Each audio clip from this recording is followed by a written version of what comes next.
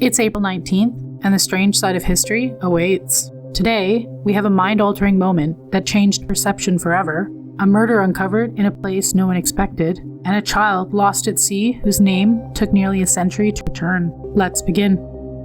On April 19, 1943, Albert Hofmann set out to understand a substance he barely knew, and accidentally stepped into a reality no human had ever experienced. 5 years earlier, he had created a compound and set it aside, but then something pulled him back. Days before, he had felt strange, unexplained sensation after handling it. Subtle, but unsettling.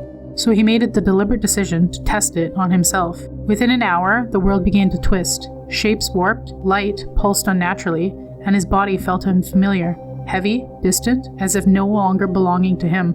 Convinced something was terribly wrong, he left his laboratory and got on his bicycle.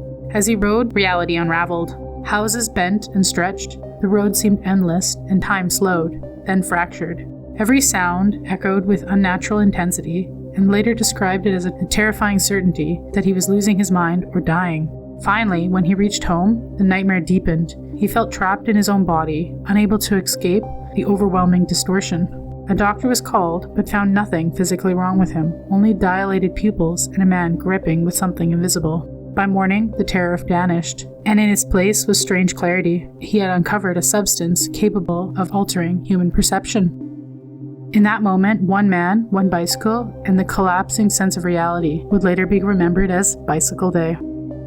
On April 19, 1828, in the quiet English village of Polstead, a year-old secret began to surface, not through evidence, but through a dream.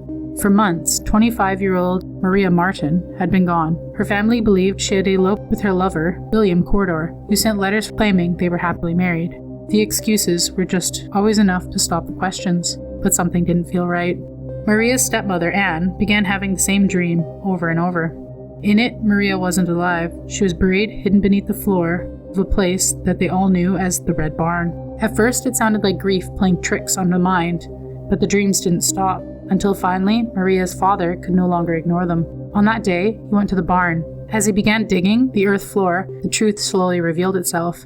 Not a body at first, but fragments, cloth, bone, and then the unmistakable realization Maria had never left at all. Nearly a year earlier, she had gone to meet Corridor, believing they would start a new life together. Instead, she vanished, and he replaced her story with carefully written lies. Corridor was eventually found in London, living under a new identity, even married again, as if nothing had happened. At trial, the case captivated the public, and before his execution, he admitted what had been long suspected, that Maria had died in a confrontation inside that barn. Out of all the places to search, it wasn't evidence that led them there. It was just a dream. On April 19, 1912, just days after the sinking of the Titanic, a recovery ship drifted silently across the cold North Atlantic, searching for what the ocean had not kept. The crew of the CS Mackay Bennett had already seen too much. The water was still, the sky empty, and then they found him, a small figure floating alone. He was just a toddler, fair-haired, and no name or family in sight. Among all the victims recovered, something about the child felt different. The crew, hardened sailors, were deeply shaken. They couldn't ignore him. They wouldn't. They simply called him the unknown child. And when they returned to the shores of Halifax, they did something unusual. The crew pooled their own wages to pay for his funeral. No one told them to do this. No one expected it, but they refused to let him disappear. He was buried in Fairview Lawn Cemetery under a small headstone that did not carry a name. For nearly a century, that's all he was, a mystery. Families searched, historians guessed, and at one point they thought they had solved it, but then they were wrong. Finally, decades later, science caught up with the past. Through mitochondrial DNA testing, researchers uncovered the truth. The child had been Sidney Leslie Goodwin. He had been 19 months old, traveling with his entire family, all who were lost. After 95 years, he finally was given his name back. Another day, another strange bite from history. Like, comment, and subscribe. Your next eerie dose is just a day away.